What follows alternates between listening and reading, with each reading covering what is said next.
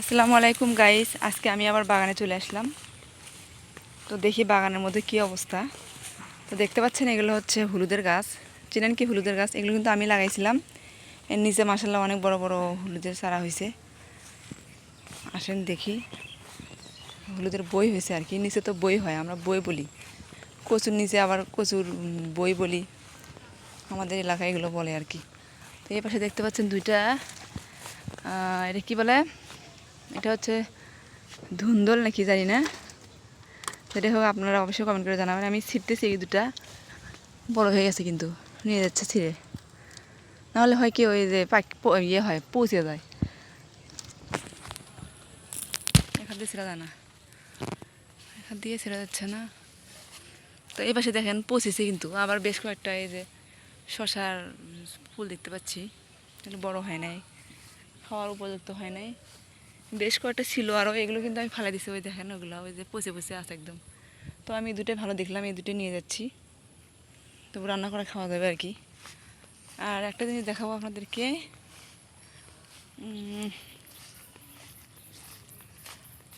আসুন সামনের দিকে যাই। এগুলো হচ্ছে এই যে, এগুলো কিন্তু ভর্তা বানিয়ে খায়। তো আমার এখন আজকে সময় নেই এগুলো নিয়ে যাওয়ার মতো, অন্য সময়ই নিয়ে যাব। তো থাক, আমি আজকে এগুলো রান্না করি। চলুন, এই দেখেন ঘাস প্রায় অনেকটা শেষ, ফাঁকা হয়ে গেছে, অল্প একটুকু জায়গা জুড়ে আছে ঘাস। এগুলো খাওয়াই দিলে শেষ হয়ে যাবে, আবার নতুন করে এদিক থেকে আবার হচ্ছে ঘাস বড় হচ্ছে। তো আমি এখন বাড়ির দিকে যাচ্ছি, আমার সাথে আসুন আপনারা সবাই। বাড়িতে অনেকগুলো কাজ আছে, এগুলো করতে হবে, রান্না করতে হবে, রাতের রান্না। আমি হচ্ছে 2 বেলা রান্না করি, ওরা স্কুলে যায় সকালবেলা। তো সকালবেলা স্কুলে গেলে হয় কি, সকালে রান্না করি যদি, তাহলে ওরা টিফিন নিয়ে যেতে পারে। আর দুপুরে সেজন্য রান্না করি না, সকালে যত রান্না, আর রাত্রে রান্না করি। একজন আসে বিকেল হচ্ছে 5টার দিকে, আর মেয়ে আসে হচ্ছে মেয়ে আসে দুপুর 12:30 দিকে ছুটি দেয়। আস্তে আস্তে ওদের 1টা বেজে যায়। তো ছেলে পড়ে ক্লাস 8-এ, ওর আস্তে আস্তে আপনার হচ্ছে 5টা বেজে যায় আর কি। তো দর্শক, আমাদের ভিডিও আপনাদের কাছে কেমন লাগে অবশ্যই কমেন্ট করে জানাবেন। ভালো লাগলে অবশ্যই চ্যানেলটাকে সাবস্ক্রাইব করে দিবেন। আছে এগুলো হচ্ছে ইয়ে শাক না, ডাঁটা শাক, আর হচ্ছে লাল শাক। ওর মধ্যে কিছু হয়নি, ওই যে জাংলা।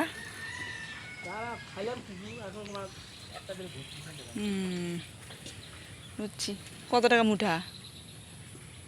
কত টাকা ইয়ে তার মুঠা? কত টাকা? 20 টাকা মুঠা। ভালো লাগতেছে। আচ্ছা, দেখতে পাচ্ছেন দর্শকরা, আমাদের এখানে আকাশটা অনেক খারাপ করছে, যে কোনো মুহূর্তে বৃষ্টি আসতে পারে। তো আমি এখন রান্না উঠে দেব।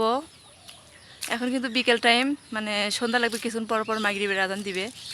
তো আকাশের অবস্থা দেখেন, কোন সময় যে বৃষ্টি নামবে বলা যাচ্ছে না।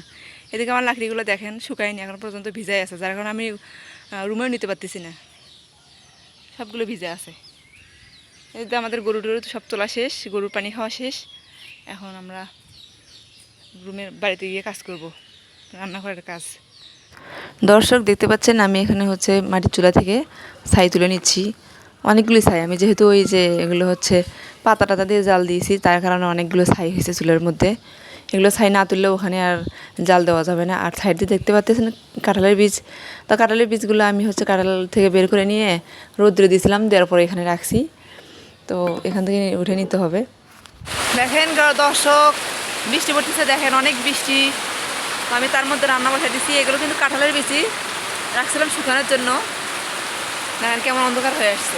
আমার হাঁস আসেনি এদিক দিয়ে, টেনশন লাগতেছে। এদিক সন্ধ্যা হয়ে যাচ্ছে, তারপর হাঁস আসে না বাড়িতে। দেখেন বৃষ্টিতে কি অবস্থা, এই যে বৃষ্টি পড়ে জোরে জোরে জোরে জোরে বৃষ্টি পড়ছে। মেঘের গর্জন শুরু হয়ে গেছে এদিকে, দেখেন পানি।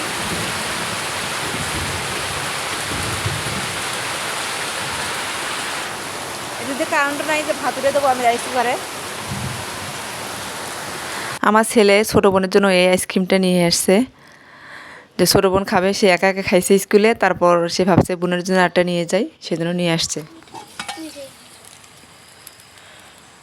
দর্শক দেখতে পাচ্ছেন এখানে আমি শাক রান্না করতেছি। এগুলো হচ্ছে পাট শাক। এই যে দেখতে পাচ্ছেন, আমি এখন একটু তেলে দিব, দিলে আমার রান্না হয়ে যাবে।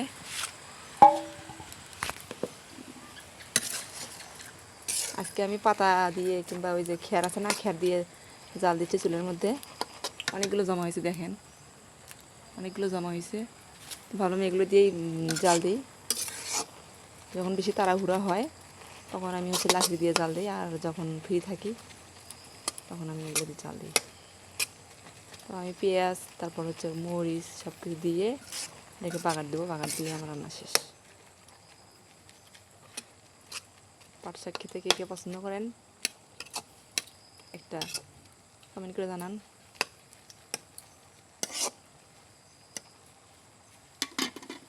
কতগুলো শাক মানে ইয়ে হয়ে যায়, অল্প একটু হয়ে গেছে, সুন্দরভাবে সিদ্ধ হয়েছে।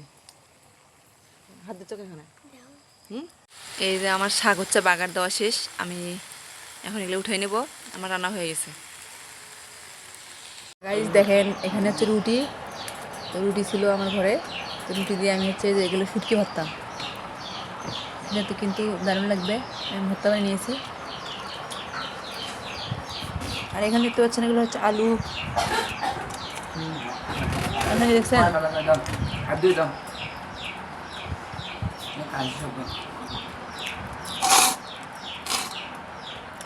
এখানে হলো গিয়ে আলু ভর্তা করবো। আলু ভর্তা করার জন্য এখানে শুকনো মরিচ আর হচ্ছে পেঁয়াজ ভেজে নিয়েছি। আমার ঘরে সরিষার তেল নাই, সরিষার তেল শেষ হয়ে গেছে, সেজন্য আরেকটা